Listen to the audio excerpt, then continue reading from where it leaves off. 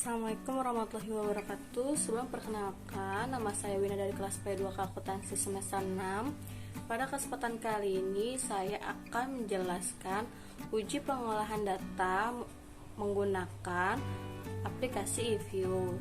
Yuk kita simak videonya.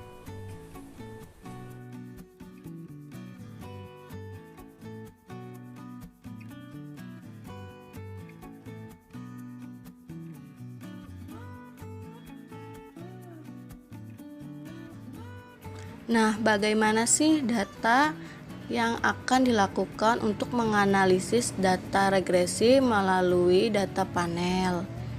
Yang pertama, kita harus mempunyai datanya di Excel.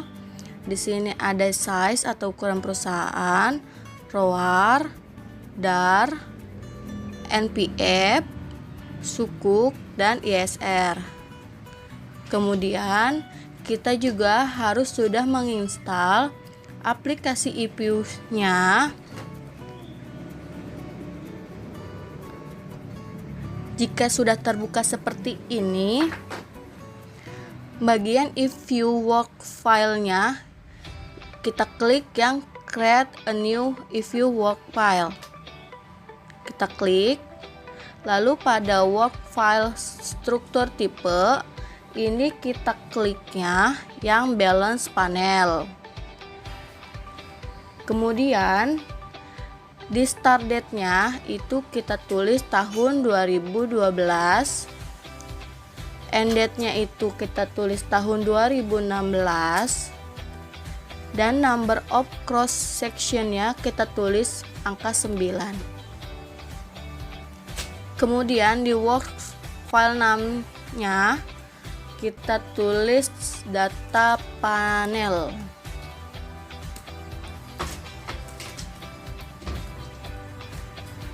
Lalu kita klik OK. Ini kita no in saja atau di X. Jika sudah seperti ini, kita klik objek di sini. Kita klik. Lalu kita klik objek. Lalu new object, lalu yang name for objeknya itu kita tulis size, dan ini kita pilih yang equation, yang tipe of objeknya ini kita pilih yang series. Lalu kita klik OK. Lalu dia akan muncul di tampilan seperti ini.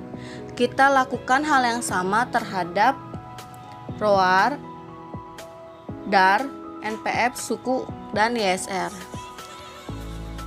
Kita new object lagi. Ininya kita ganti jadi ROA. Muncul lagi di sini. Kita klik objek lagi. Kita tulis di sini sekarang DAR. Lalu new object lagi. Kita klik di sininya sekarang itu NPF.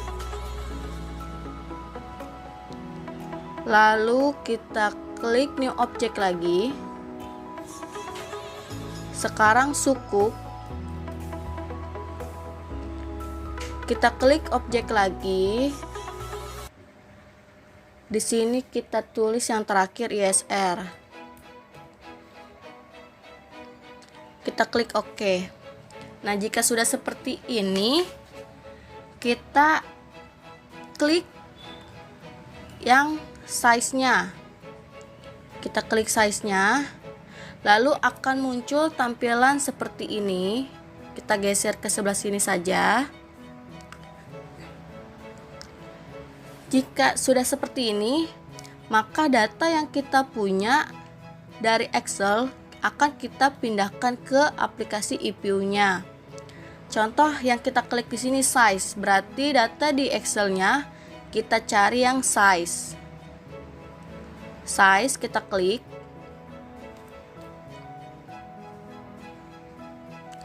Kita copy datanya.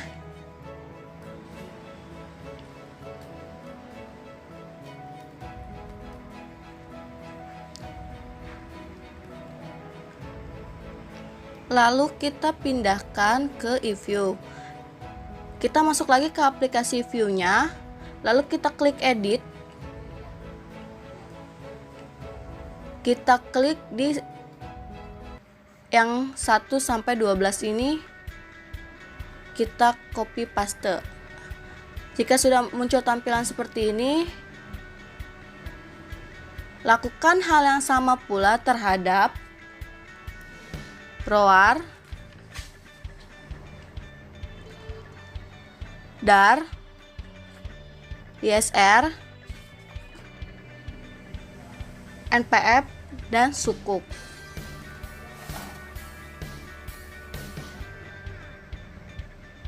Lalu kita sekarang ke roar.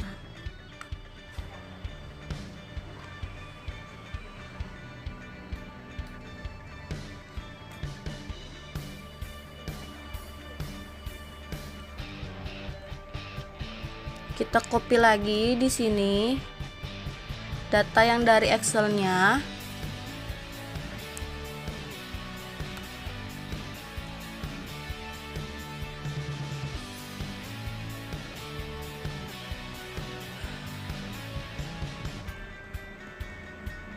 Kita copy lagi.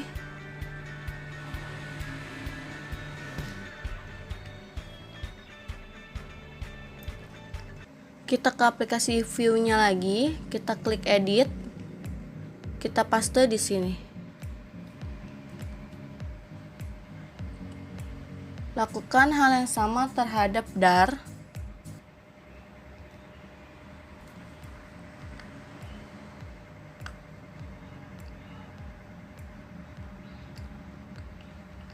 Dar.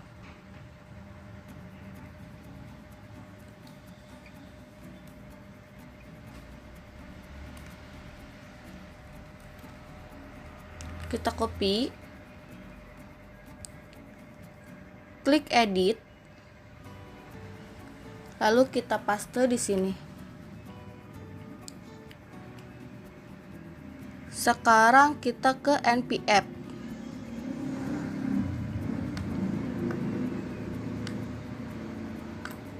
Kita ke Excel lagi. Kita ke NPF.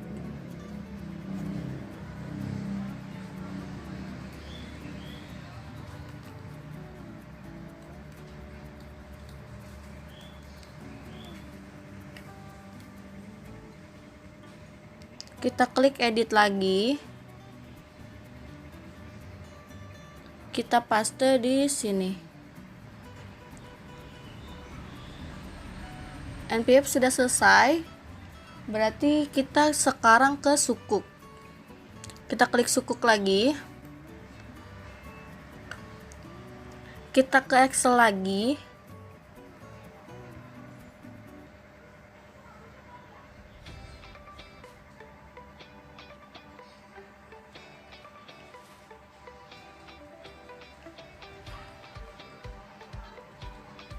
Kita copy yang ininya saja.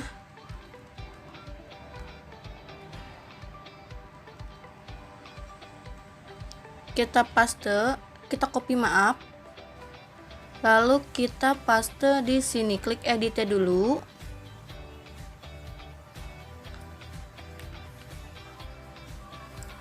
Lalu yang terakhir kita ke ISR.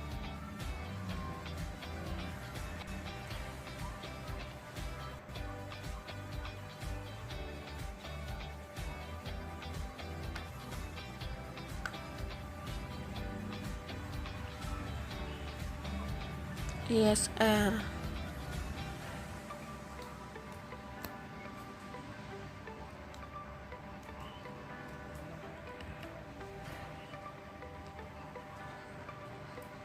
Kita edit, kita copy paste di sini.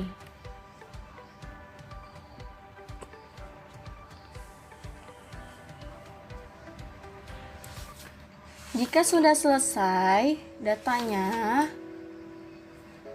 sekarang kita klik quick. Pada tampilan menu di atas, quick. Lalu kita klik group statistik. Di sini ada deskriptif statistik. Lalu kita klik common sampelnya.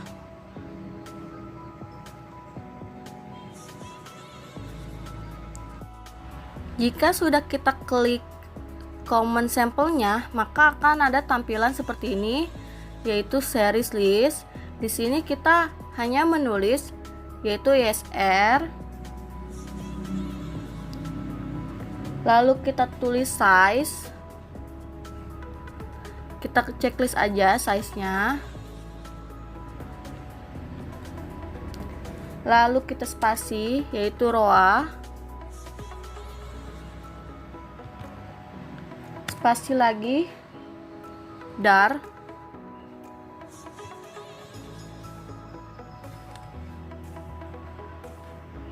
NPF. Dan terakhir itu sukuk.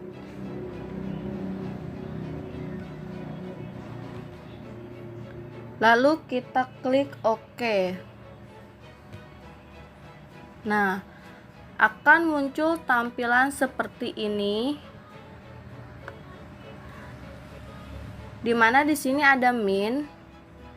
Minnya itu ISR-nya 0,612564, size-nya 16,39022, row-nya 0,012982, darnya itu 2, 0,2, 411, NPF-nya 0,030610, dan sukuknya 0,111 dan 11. Di sini akan muncul tampilan seperti ini, di mana kita pada tabel di sini dapat dijelaskan bahwa jumlah data atau observation yang digunakan dalam penelitian ini sebanyak 45 data. 45 data yang kita punya. Di sini ada min.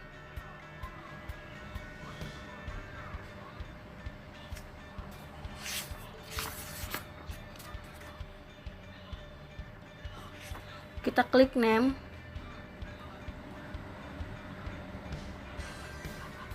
Sebentar.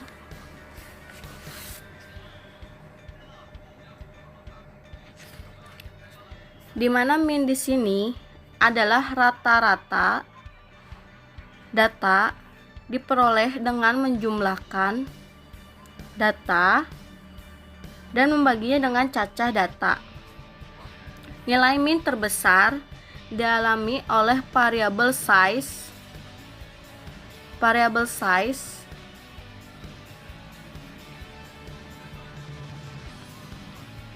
size yaitu sebesar 16,39022. Sementara roa memiliki nilai min terkecil yaitu sebesar 0,012982.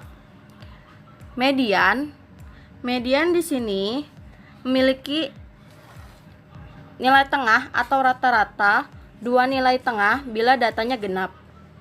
Bila datanya diurutkan dari yang terkecil hingga yang terbesar, median terbesar yaitu dialami oleh variabel size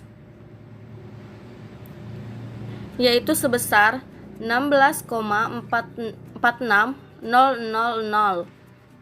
Sementara variabel sukuk memiliki median terkecil yaitu sebesar 0,0.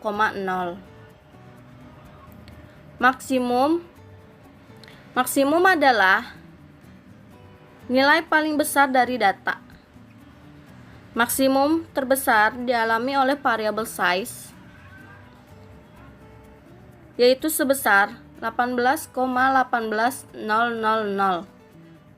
Sementara variabel roa memiliki nilai maksimum yang paling kecil yaitu sebesar 0,0389. 100. Nilai minimum. Nilai minimum adalah nilai yang paling kecil dari data. Minimum terbesar dialami oleh variabel size, yaitu sebesar 14,29000. Sementara variabel sukuk memiliki nilai minimum paling kecil yaitu 0,0. Standar deviasi di sini. Standar deviasi adalah ukuran dispersi atau penyebaran data. Nilai standar deviasi terbesar dialami oleh variabel size. Variabel size yaitu sebesar 1,075476, yang berarti bahwa variabel RDR memiliki tingkat resiko yang lebih tinggi mengalami perubahan dibandingkan dengan variabel yang lain selama periode penelitian. Sementara variabel ROA mempunyai tingkat resiko yang lebih rendah, yaitu sebesar 0,010404. Hal ini menunjukkan bahwa variabel ROA selama periode penelitian mengalami perubahan yang tidak terlalu fluktuatif. Di sini ada skewness adalah ukuran asimetris distribusi data sekitar min. Skewness dari suatu distribusi simetris atau distribusi normal adalah 0. Positif skewness menunjukkan bahwa distribusi datanya memiliki ekor panjang di sisi kanan dan negatif skewness memiliki ekor panjang di sisi kiri. Untuk variabel dar untuk variabel dar dan variabel sukuk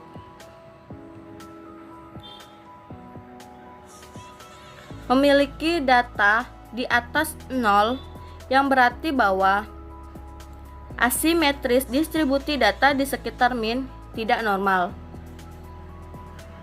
Sedangkan variabel YSR, size, ROA, dan NPF memiliki nilai di sekitar 0, yang berarti bahwa asimetris distribusi data di sekitar min bersifat normal.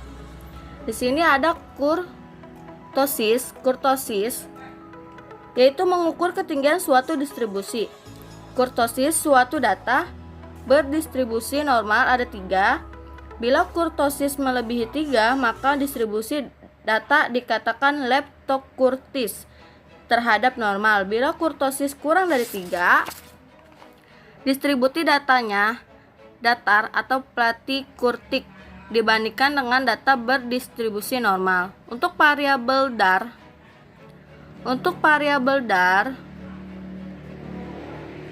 dan sukuk memiliki nilai kurtosis lebih dari 3, yang berarti bahwa ketinggian distribusi data tidak normal.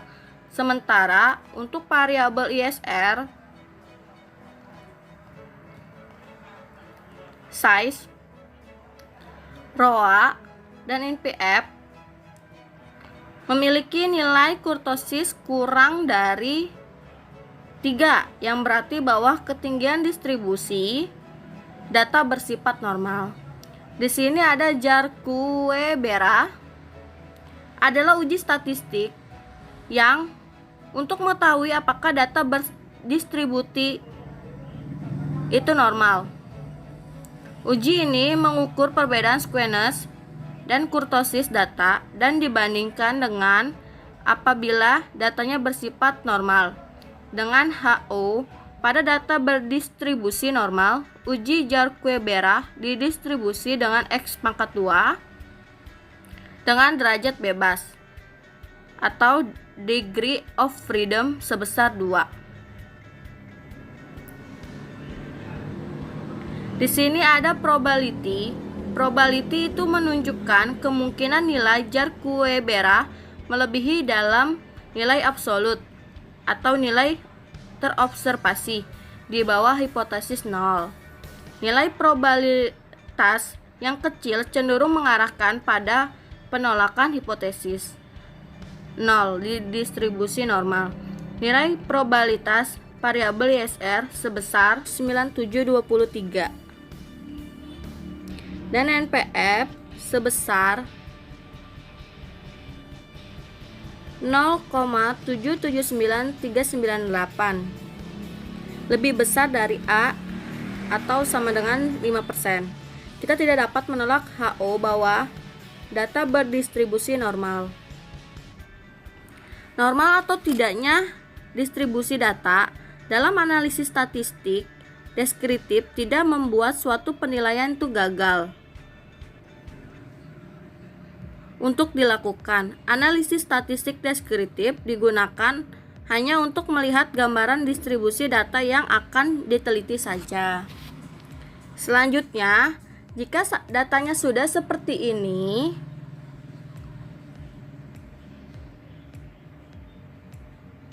kita pilih pilihan di quick lagi. Lalu kita klik estimasi question. Di sini kita tulis data yang tadi, yaitu ISR size, ISR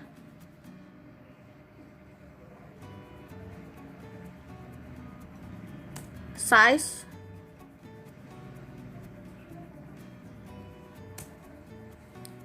ROA,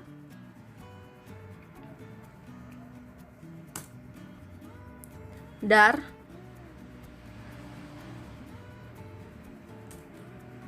MPF, dan sukup.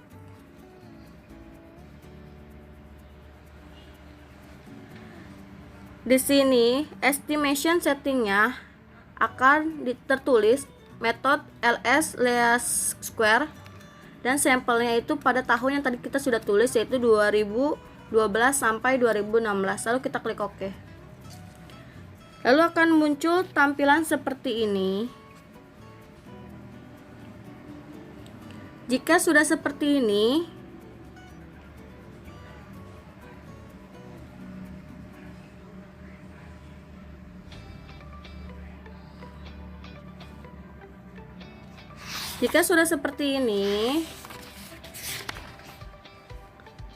kita akan melihat data yang dihasilkan dengan bentuk common effect model seperti di video ini. Beri nama dengan cara klik name, lalu OK.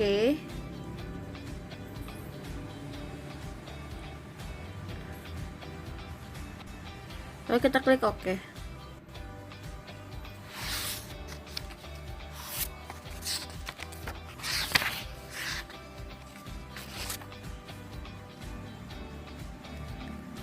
Lalu sekarang kita ke bagian fixed effect modelnya, dimana kita klik di sini, kita perkecil dulu.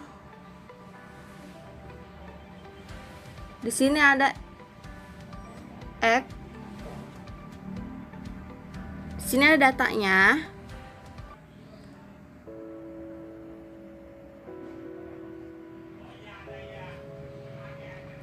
Lalu kita klik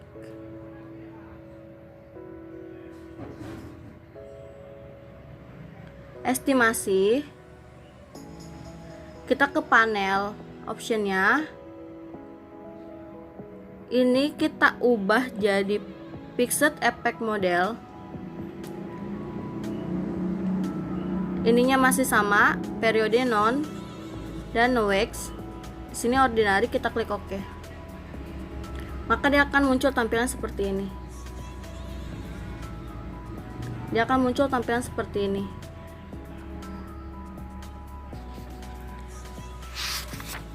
Ketika sudah selesai seperti ini, maka kita akan mencari data random effect modelnya, yaitu kita klik EQ-nya lagi, kita perbesar, muncul seperti ini.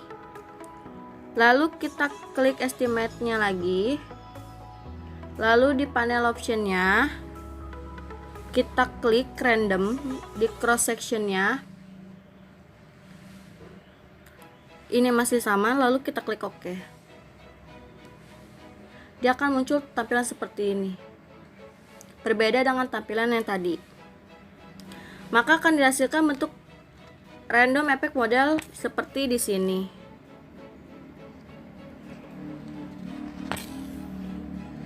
Jika sudah seperti ini, berarti tahapan yang kita buat itu sudah selesai menggunakan aplikasi eView-nya.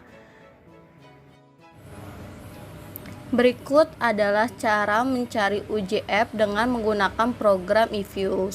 Di sini kita klik data yang sudah kita punya, yaitu EQ01. Kita perbesar dulu, kita klik EQ01-nya, lalu muncul data seperti ini. Pada output di sini menunjukkan bahwa nilai F statistiknya itu 7,5624000. Sementara F tabelnya dengan tingkatan 5%, yaitu dengan rumus DF1 sama dengan K dikurang 1. Karena kita mempunyai 6 variabel 1, 2, 3, 4, 5, 6, maka rumusnya 6 dikurang 1 sama dengan 5. Dan DF2-nya dengan rumus N dikurang K.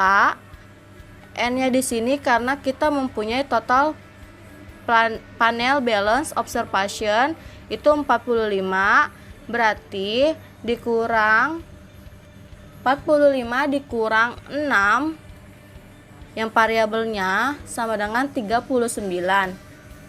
Dapat nilai F tabel sebesar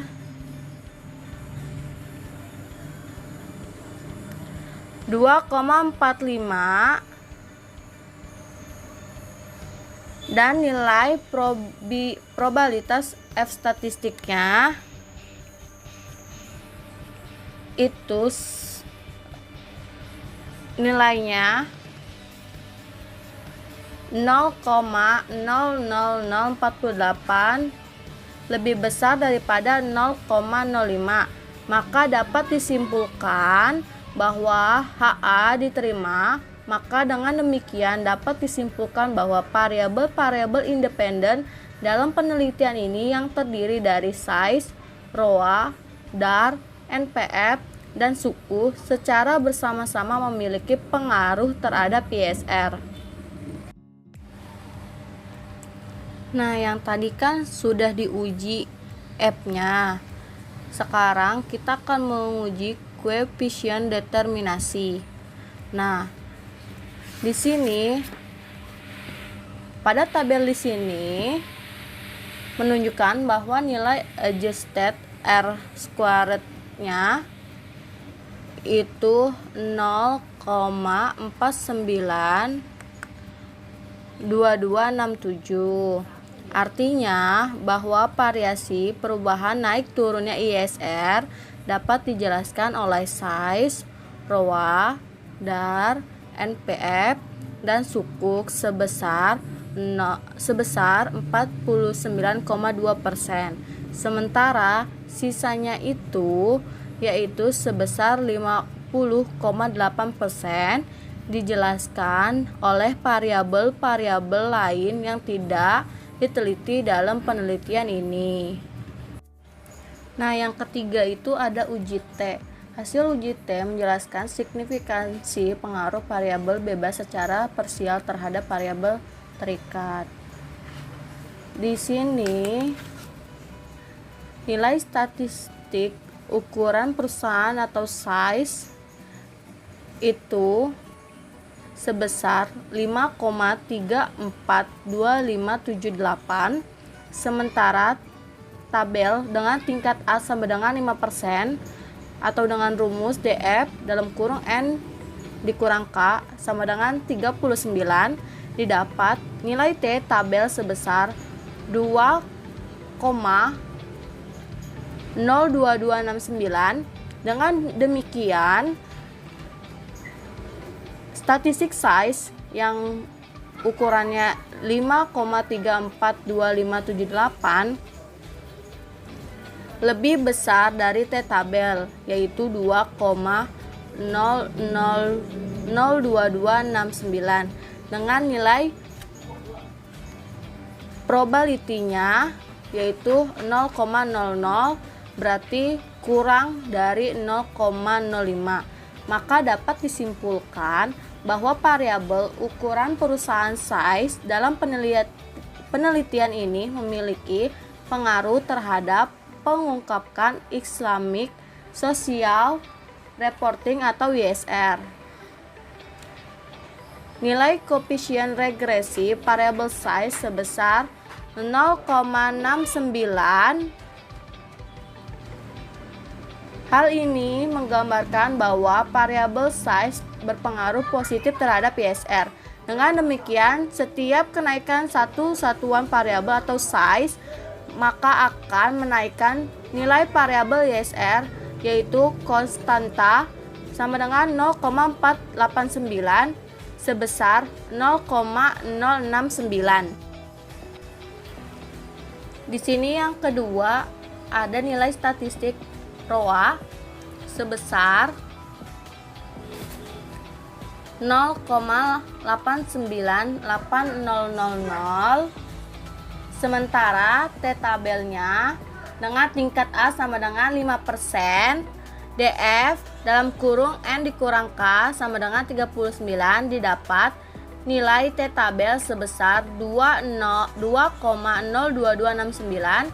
Dengan demikian statistik 0,376 lebih besar daripada 0,5.